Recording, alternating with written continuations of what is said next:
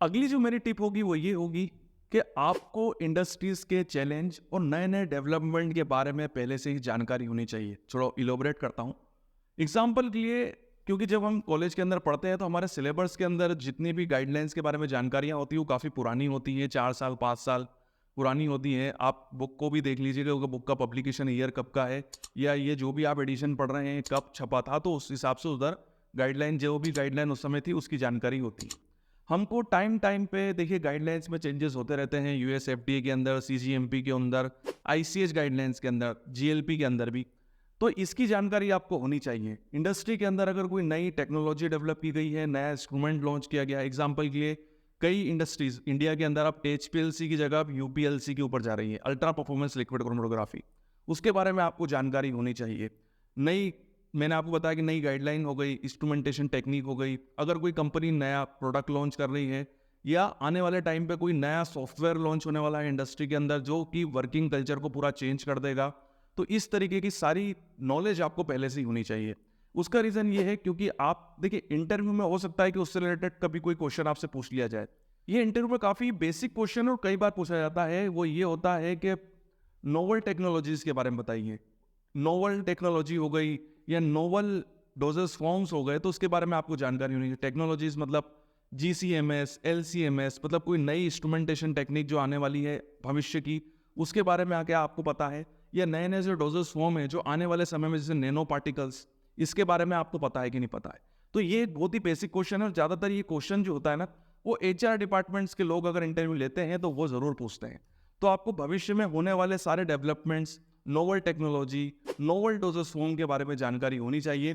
काफ़ी basic question है, कई बार पूछा जाता है, तो इसके लिए मैं एक अलग से वीडियो भी बनाऊंगा जिसमें मैं प्रॉपर वे में नोवल टेक्नोलॉजी के बारे में बताऊंगा। देखिए, ये आपकी फील्ड से रिलेटेड क्वेश्चन पूछा जा सकता है। कोई अगर मेरा ये वीडियो कोई ऐसा स्टूडेंट देख रहा हो जो बायोटेक्नोलॉजी या माइक्रोबायोलॉजी से रिलेट करता है, तो उनके डिपार्टमेंट से रिलेटेड भी ये क्वेश्चन पूछा सकता है कि बायोटेक्नोलॉजी में भविष्य में किस तरीके के डेवलपमेंट होंगे, क्या चेंजेस होंगे। माइक्रोबायोलॉजी में भी इस तरीके का क्वेश्चन पूछा सकता है। तो ये जरूरी नहीं है कि केवल ये फार्मेसी वालों से ही पूछा जाएगा। जो भी पर्सन, आप जिस भी फील्ड से बिलोंग करते हैं, उस फील्ड में क्या डेवलपमेंट होगा भविष्य में, उससे रिलेटेड आपसे क्वेश्चन पूछा जा सकता है। तो इसके लिए आपको प्रॉपर तैयारी करनी है। मैं आपको बता ही रहा हूँ कि इससे रिलेटेड भी मेरा एक वीडियो आने वाला है, तो उसमें मैं इस क्वेश्चन का आंसर आपको किस तरीके से देना है उसको मैं प्रॉपर वे में इलोबरेट करूंगा। बट यहाँ पर मैं आपको ये बता दूं कि ये क्वेश्चन जरूर पूछा जाएगा, तो इसकी तैयारी करके आपको जरूर जानिए। साथ ही साथ मैं आपको एक चीज़ और बताना चाहता हूँ, खासकर फार्मा इंडस्ट्री के लिए, कि आपको अपनी सॉफ्ट स्किल पे काम जरूर करना है। सॉफ्ट स्किल मतलब आपकी कम्युनिकेशन स्किल। देखिए, दिमाग के अंदर आ रहा होगा कि सर हम तो हिंदी मीडियम वाले हैं, मेरा चैनल भी हिंदी मीडियम का है और हम हिंदी वाले हैं, इंग्लिश में हमारा हाथ थोड़ा सा तंग है। बट ये बात मैं आपको सही बता रहा हूँ कि इंग्लिश आपको काफ़ी काम आने वाली है।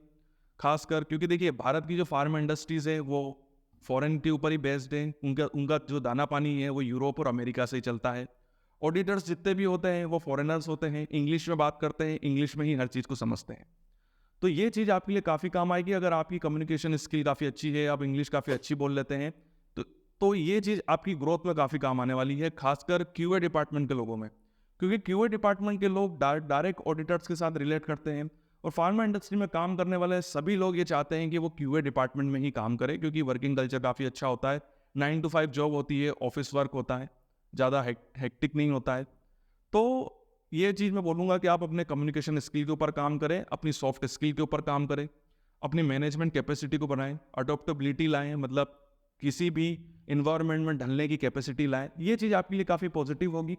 और अगर आपके अंदर काफ़ी अच्छी है, इंग्लिश में आपकी कमांड बहुत अच्छी है और इंटरव्यू में आप अगर हर जवाब इंग्लिश में देंगे, तो इसका इंप्रेशन तो पड़ेगा ही पड़ेगा। देखिए, मैं झूठ नहीं बोलूँगा, एक इंग्लिश में जवाब देना, इंटरव्यू जो लेता है, अगर आप उसके साथ इस तरीके से बिहेव करते हैं, मतलब बिहेव का मतलब है अगर आपकी कम्युनिकेशन स्किल काफ़ी अच्छी है, उस पर आपकी पकड़ बहुत अच्छी है, आप इंग्लिश में हर बात कर रहे हैं उनके साथ, जवाब भी इंग्लिश में दे रहे हैं, तो इसका जो इम्पैक्ट है ना इंटरव्यू लेने वाले के ऊपर, वो काफ़ी अच्छा पड़ता है। तो ये चीज़ तो है सो की एक बात, इसको तो हमको मानना होगा। तो देखिए, इस चीज़ से बचने से अच्छा है हमको इसको फेस करना है। और ये एक लैंग्वेज है, इसके ऊपर आप काम कीजिए, जितना हो सके आज से शुरुआत कीजिए। धीरे धीरे धीरे धीरे करके आप ज़रूर एक लेवल पे ज़रूर पहुंच जाएंगे। और मैंने क्या बोला, प्रैक्टिस मेक्स परफेक्ट। दरवाजा बंद करके इंग्लिश में प्रैक्टिस कीजिए अपना इंट्रो देने की, क्वेश्चंस का जवाब देने की। एक बार अटकेंगे, 2 बार अटकेंगे, मगर धीरे धीरे धीरे धीरे आपके अंदर फ्लुएंसी आना स्टार्ट हो जाएगी। तो इसके लिए आपको प्रैक्टिस करनी पड़ेगी और प्रैक्टिस से ही आपके अंदर सुधार आएगा। अगली जो टिप है मेरी, ये टिप है कि आपको अपना क्वेश्चन बैंक प्रिपेयर कर लेना। जी हाँ, अगर आप फ्रेशर हैं और अभी आप इंडस्ट्री में इंटरव्यू देने के लिए जाने वाले हैं तो आपको अपना एक क्वेश्चन बैंक डेवलप कर लेना है। क्वेश्चन बैंक से मतलब है कि क्वेश्चंस के एक शॉर्ट नोट बना लीजिए जिसके अंदर क्वेश्चंस भी हो, उनके आंसर्स भी हो। मेरे काफ़ी वीडियोस हैं जिन वीडियोस के अंदर मैंने हर डिपार्टमेंट से रिलेटेड क्वेश्चंस के बारे में बताया है कि किस तरह के क्वेश्चन पूछे जाते हैं, और आंसर्स भी मैंने बताए हैं। डिपार्टमेंट वाइज भी बताए हैं, इंस्ट्रूमेंट वाइज भी बताया है कि एचपीएलसी से रिलेटेड, जीसी, एमएस, एनएमआर, डीजो, सारे इंस्ट्रूमेंट से रिलेटेड मेरे वीडियोस हैं।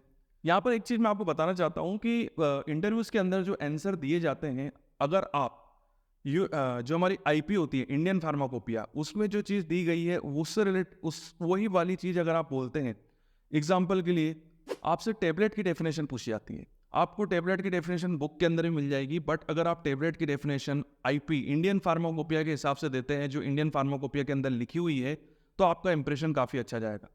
तो कोशिश करें कि आप शॉर्ट नोट जो भी बनाएं वो आईपी को फॉलो करें, यूएसपी को फॉलो करें, बीपी को फॉलो करें। उसी के आंसर अगर आप इंटरव्यू के अंदर देंगे जो कि आईपी के अंदर बात बोली गई है, तो उसका इंप्रेशन काफ़ी अच्छा जाएगा। तो और ये शॉर्ट नोट आपके काफ़ी काम आएंगे, क्योंकि जब इंटरव्यू की प्रिपरेशन आपको करनी होगी तो आपको बार बार बुक खोलने की ज़रूरत नहीं होगी। आपको अपना रजिस्टर खोलना है, उसमें उन शॉर्ट नोट्स को पढ़ना है और इंटरव्यू के लिए जाना है। चाहे तो आप इंटरव्यू स्टार्ट होने वाला हो उसके पहले 10 मिनट पहले भी आप बाहर बैठ के भी वो शॉर्ट नोट्स पढ़ सकते हैं और अपनी प्रिपरेशन कर सकते हैं, और ये काफ़ी काम की चीज़ है। तो ये ज़रूर बनाएं, प्रिपेयर करें उसको और अपने हिसाब से बनाएं। अपने हिसाब से ये कि अगर आपको ऐसा लगता है कि मैं थोड़ा सा हट के कुछ जवाब दूंगा, तो खुद उसकी तैयारी करें, अच्छे से अच्छा आंसर लिखें, क्योंकि जो कॉमन क्वेश्चन होते हैं अगर आप उसकी बहुत अच्छे से आंसर देंगे, क्योंकि हो सकता है कि टैबलेट की डेफिनेशन तो सब बोलेंगे, एक बेसिक क्वेश्चन है, सभी को उसकी प्रिपरेशन होती है, बट आप अगर कुछ अलग से एक्स्ट्रा नॉलेज जानते हैं और वो अगर आप बोलते हैं तो उसका एक इम्पैक्ट अलग ही जाने वाला है। तो उसके हिसाब से आप शॉर्ट नोट बनाइए। जैसे मैंने आपको बताया कि आईपी के हिसाब से आप डेफिनेशन को बोलिए, या टैबलेट के जो जितने भी डिफेक्ट्स होते हैं उसके बारे में अगर आपसे क्वेश्चन पूछा जाता है तो उसको आप आंसर इस तरीके से दीजिए कि जो सामने वाला भी है ना, वो भी आपके नॉलेज से काफ़ी इंप्रेस हो जाए। अगर आप रटा रटाया आंसर देंगे, जो कि पहले जो 20 बच्चे आए थे वो भी वही आंसर दे के गए, आपने भी वही आंसर दे दिया, तो आप में और उनमें कोई भी डिफरेंस नहीं रह जाएगा। इसीलिए मैं कह रहा हूँ कि आप शॉर्ट नोट्स बनाइए, अपने हिसाब से बनाइए, ये आपके लिए काफ़ी काम आएंगे। उसके अलावा मेरी अगली टिप रहेगी, वो होगी मॉक इंटरव्यू की। जी हाँ, मॉक इंटरव्यू का मतलब होता है कि इंटरव्यू से पहले इंटरव्यू की तैयारी करना आपस में ही। आपस में मतलब आप बोलिए अपने दोस्त से कि प्लीज यार एक बार मेरा इंटरव्यू लिया, मुझसे कोई भी क्वेश्चन पूछ, कोई सा भी क्वेश्चन, ये मत कि ये वाला क्वेश्चन मुझसे पूछ इसका मैं जवाब दूंगा, नहीं। उससे बोलो तेरे मन में जो हो वो क्वेश्चन तो मुझसे पूछ ले, तो आप उससे उसको फिर आंसर दीजिए, ठीक है। फिर आप उससे क्वेश्चन पूछिए, वो आपको आंसर देगा। इस तरीके से आप प्रैक्टिस कीजिए। ये मॉक इंटरव्यू की प्रैक्टिस काफ़ी काम आती है, क्योंकि सडनली किस तरीके के क्वेश्चन आपसे पूछे जा सकते हैं इंटरव्यू के अंदर, और आपका किस तरीके से बिहेव होगा, आप किस तरीके से कितनी जल्दी उसको अंडरस्टैंड करके उसका अपना आंसर दे पाएंगे। अगर आपकी पहले से ही प्रैक्टिस होगी, जो कि आप दोस्त के साथ कर चुके होंगे, तो आप जब इंटरव्यू में जाएंगे तो आपको क्लियर हो जाएगा कि मैं तैयार हूँ।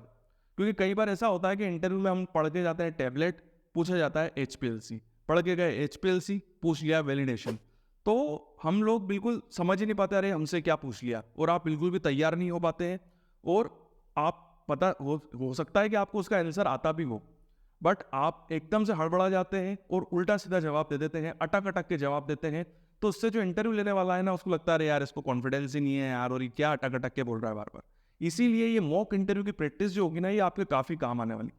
चाहे तो आप करीब अपने जो फैकल्टी है उनसे बोलिए कि आप हमारा मॉक इंटरव्यू लीजिए, एक पूरा उस दिन, जैसे सैटरडे का एक दिन चुन लिया, उस दिन आप बिल्कुल वैसे ही तैयार होकर जाइए जैसे आप इंटरव्यू वाले दिन जाते हैं। अपना रिज्यूम कैरी कीजिए, चलने का तरीका, अंदर इंटरव्यू लेने वालों की जगह अपनी फैकल्टी को बिठाइए। अलग अलग डिपार्टमेंट से QC, production, QA, RND, 4-5 faculty बैठ गई और वो आपसे बारी बारी से क्वेश्चन पूछेंगे, और फिर वो एक तरीके से मॉक इंटरव्यू भी होगा। देखिए, फैकल्टी जब इंटरव्यू लेगी तो वो बहुत अच्छे से लेगी, क्योंकि फैकल्टीज़ को इंडस्ट्रीज वालों से ज़्यादा नॉलेज होता है किसी भी टॉपिक के बारे में, क्योंकि वो रोज़ पढ़ते हैं, बुक्स प्रीफर करते हैं। तो अगर आप कोई भी आंसर देंगे तो वो आपको सजेस्ट भी करेंगे कि अरे यार इस आंसर को ऐसे भी दे सकते थे, ये इन्फॉर्मेशन आपने इस आंसर के अंदर नहीं दी, तो वो आपके सुधार के लिए आपको टिप्स भी देंगे। आपको ये भी चीज़ पता चल जाएगी कि मैं कहाँ पर वीक हूँ। हो सकता है कि आप क्यूसी से रिलेटेड क्वेश्चंस के जवाब बहुत अच्छा दे पाए, बट प्रोडक्शन से रिलेटेड जवाब आप ना दे पाए। तो आपको आपका बेसिक, आपकी अभी आप कितने पानी के अंदर हैं ये आपको उसी दिन पता चल जाएगा। तो ये एक बहुत अच्छी प्रैक्टिस होगी। तो मॉक इंटरव्यू एक बहुत ही अच्छी प्रैक्टिस होती है इंटरव्यू की तैयारी के लिए, और ये काफ़ी काम आती है और आपके कॉन्फिडेंस को भी बिल्ड करती है। जी हाँ, यहाँ पर मैंने एक चीज़ देखी है कि मैं खुद मॉक इंटरव्यू लेता हूँ मेरे स्टूडेंट्स के, जब मैं ट्रेनिंग देता हूँ तो मैंने एक चीज़ देखी है कि जो लड़के मॉक इंटरव्यू के अंदर कॉन्फिडेंट होते हैं, या जो मेरी बात को बहुत सीरियसली सुनते हैं और मेरे बताए हुए जो भी मैं उनको गलतियाँ बताता हूँ कि यार इसमें सुधार कर लो बेटा, इसमें सुधार कर लो, वो इंटरव्यू में जाते हैं, वहाँ सिलेक्ट हो जाते हैं। बट वो लड़के जो कि ना मॉक इंटरव्यू में सीरियस होते हैं, वो मेन इंटरव्यू में भी सीरियस नहीं होते और घर पे ही बैठे रह जाते हैं। तो मॉक इंटरव्यू में मैंने एक चीज़ देखी है कि लड़के की या लड़की की, जो भी कैंडिडेट है, उसकी क्या कमजोरी है वो हमको पता चल जाती है, और जो आपका इंटरव्यू लेने वाले हैं वो आपको वो कमजोरी बताते हैं और उसके ऊपर फिर हमको काम करना होता है। अगला जो मेरा सजेशन होगा वो होगा ड्रेसिंग प्रॉपरली। मतलब आप जब इंटरव्यू के लिए जाएं तो ड्रेसिंग प्रॉपर वे में करके जाएं। फॉर्मल कपड़े पहनने हैं, फॉर्मल शर्ट पहनना है, फॉर्मल पैंट पहनना है, फॉर्मल जूते पहनना है। जूते जो होने चाहिए वो पॉलिश होने चाहिए, बंद वाले होने चाहिए, बंद बिल्कुल टाइट होने चाहिए। रीज़न क्या होता है? देखिए, रीज़न ये होता है कि जब आप फॉर्मल कपड़े सिस्टमेटिक वे में पहन के जाते हैं, आपके बाल कटे हुए होते हैं, आप क्लीन शेव्ड होते हैं, आपके शरीर से एक अच्छी स्मेल आती है, आप नहाए धोए लगते हैं, तो जो इंटरव्यू लेने वाला है ना, उसको एक चीज़ समझ में आ जाती है कि ये बंदा सीरियस है, ये जॉब चाहता है, और ये जब हमारी कंपनी में आएगा तो हमारी कंपनी से जब ये काम करके बाहर निकलेगा या ये कंपनी के अंदर जब जाएगा, तो जब बाहर लोग इसको देखेंगे तो उनको पता चलेगा कि कंपनी के अंदर का माहौल कैसा है, इस कंपनी का लेवल क्या है, क्योंकि यहाँ पर काम करने वाले लोग अपने आप को कितना मेंटेन करके रखते हैं। तो ये चीज़ बहुत इंपॉर्टेंट होती है। बट अगर आप मान लीजिए आप ऐसे ही चले गए, आपके बाल कहीं जा रहे हैं, दाढ़ी बड़ी हुई है, आप नहाए नहीं है, अगर नहाए हैं तो पसीना पसीना हो गए हैं, शरीर से पसीने की बदबू आ रही है, ड्रेसिंग भी आप किसी की मांग तूंग के लेके आ गए हैं, या कई लड़के तो जीन्स में आ जाते हैं, चप्पल के अंदर आ जाते हैं इंटरव्यू देने के लिए, तो उससे इंटरव्यू लेने वाला जो है ना, वो एक चीज़ समझ जाता है ये एक नॉन सीरियस पर्सन है, इसके समझ में आने वाली नहीं है, क्योंकि जब इंटरव्यू वाले दिन भी ऐसे कपड़े पहन के आया है, जब हम इनका इंटरव्यू लेने वाले हैं, तो जब इसकी नौकरी लग जाएगी तो ये कंपनी में कैसे आएगा। तो जो लोग इंटरव्यू लेने आते हैं ना, उनको पहले से ही इंस्ट्रक्शंस होते हैं कि इस तरीके के पर्सन को बिल्कुल भी इंटरटेन नहीं करना है, उनका नाम पूछना है और उनको घर रवाना करना है। इसीलिए कई बार इंटरव्यू के बाद कैंडिडेट मुझसे बोलते हैं कि सर हमसे तो कोई क्वेश्चन ही नहीं पूछा गया, हमसे केवल नाम पूछा और हमको रवानगी देती, क्योंकि कंपनी के हेडक्वार्टर से पहले से इंस्ट्रक्शन होते हैं कि इस तरीके के लोगों को लेना ही नहीं है, भले ही उनको बहुत अच्छा आता हो, उनका नॉलेज बहुत अच्छा हो, बट इंटरटेन करना ही नहीं है, क्योंकि इस तरीके के केयरलेस लोगों की हमको ज़रूरत ही नहीं है। तो समझ गए मैं आपसे क्या कहना चाहता हूँ कि ये चीज़ बहुत इंपॉर्टेंट है, क्योंकि ये आपका, अगर आप ड्रेसअप सही तरीके से नहीं होंगे और आप अपने आप को सही तरीके से कैरी नहीं करेंगे, तो आपका इंटरव्यू शुरू होने से पहले ही ख़त्म हो जाएगा। आप कमरे के अंदर इंटर हुए और आपको उस इंटरव्यू लेने वाले ने आपको देखा, अगर आप लगे कि यार ये सही तरीके से आया नहीं है, तो वही के वहीं आपका इंटरव्यू खत्म। मैं दोनों के लिए कह रहा हूँ, लड़कियां नहीं बोलेंगे, मैं बात नहीं लड़कों के लिए कर रहा हूँ, लड़कियों के लिए भी कह रहा हूँ, क्योंकि लड़कियां भी इतनी बड़ी बड़ी मिस्टेक करती हैं, उनकी बॉडी से भी ऐसी ऐसी स्मेल आती है, क्योंकि और मैं एक चीज़ बता दूँ कि गर्ल्स के अंदर जो पसीने की बदबू होती है वो बॉयज़ से ज़्यादा आती है। टीकों की बात, तो उनको तो डीओ लगा के आना ही है और सिस्टमेटिक ड्रेसअप करना है। मैंने ऐसा कई बार देखा है कि गर्ल्स भी इंटरव्यू के अंदर आती हैं और वो ऐसे इस जमाने के कपड़े पहन के आती, पता चला 4-4, 5-5, 10-10 साल पुराना कोई सूट निकाल के वो पहन के आ गई। बाल जो है वो कहाँ जा रहे हैं, मतलब बिल्कुल अनप्रोफेशनल रहती हैं, मुंह पे कई बार तो इंडस्ट्री आती है तो पता नहीं अपने आप को कैरी ही नहीं कर पाती है टीकों के बाद, और वहीं पे ही वो अपने बाल, इंटरव्यू चल रहा है और वो अपने बाल सुधार रही हैं, वो अपने कपड़ों को संभाल रही है। तो ऐसा बिल्कुल भी नहीं होना चाहिए, क्योंकि ये बहुत ही गंदा इंप्रेशन जो है वो इंटरव्यू लेने वाले के ऊपर जाने वाला है। तो आपको बिल्कुल वेल ड्रेसअप होना चाहिए। नेक्स्ट पॉइंट जो मैं बताऊंगा, और ये अभी का पॉइंट है, ये अभी अभी स्टार्ट हुआ, वो होता है फॉलोअप लेना। जी हाँ, फॉलोअप का मतलब ये होगा कि जब आपका इंटरव्यू कंप्लीट हो जाए, तो इंटरव्यू कंप्लीट होने के 24 घंटे के अंदर अंदर जिस भी कैंडिडेट पर्सन ने, जी हाँ, जिस भी पर्सन ने आपका इंटरव्यू लिया है, उसको आप मेल कीजिए। उस मेल में लिखिए कि मेरा सौभाग्य था कि आप इस इंटरव्यू में मैं शामिल हो सका, आपके साथ इंटरेक्ट कर सका, और मैं भविष्य में ये आशा करता हूँ कि मुझे ये नौकरी मिलेगी, मैं इस अच्छी से अच्छी जो आपकी कंपनी है उसके अंदर काम करने का मुझे सौभाग्य मिलेगा, जहाँ पर मैं अपना 100% दूंगा। ये अभी का बहुत अच्छा चलन है। इससे क्या होता है कि एक फॉलोअप लिया जाता है, जो पर्सन आपका इंटरव्यू लेने गया है वो भी आपको एक तरीके से रिकॉल कर लेता है। क्वेश्चन ये उठता है कि सर हमको उनका मेल आईडी कहाँ से मिलेगा, तो कहीं नहीं जाना है, आपको लिंक्डइन में जाना है, उस पर्सन का नाम टाइप करना है, आपको वहाँ पर उनकी सारी जानकारियाँ अवेलेबल हो जाएगी। तो आप लिंक्डइन के थ्रू भी उनसे कॉन्टैक्ट कर सकते हैं, लिंक्डइन पे भी आप उनको मैसेज भेज सकते हैं। और ये एक बहुत अच्छी शुरुआत है इससे अब, और ये फॉलो अप लेने का जो है ये चलन अभी अभी चला है, बट ये काफ़ी काम भी करता है। तो आप चाहें तो आपका इंटरव्यू खत्म होने के बाद उनसे डिस्कस भी कर सकते हैं। हो सकता है कि ये फॉलो अप वाला जो आपका मेल होगा यही कुछ ऐसा कार्ड खेल जाए कि आपका जॉब लग जाए। हो सकता है कि आपका कोई इंप्रेशन इतना अच्छा पड़ जाए उस पर्सन के ऊपर कि वो इंटरव्यू में इतना इंप्रेस ना हुआ हो, उस मेल में इतना इंप्रेस हो जाए कि वो आपको फिर जॉब का ऑफर दे दे, या बाद में कभी कोई जॉब निकले तो उस मेल के थ्रू वो आपको, क्योंकि मेल आईडी उसके पास आपका पहुंच जाएगा, तो वो आपको उस मेल आईडी के थ्रू अपना जॉब का ऑफर कर दे।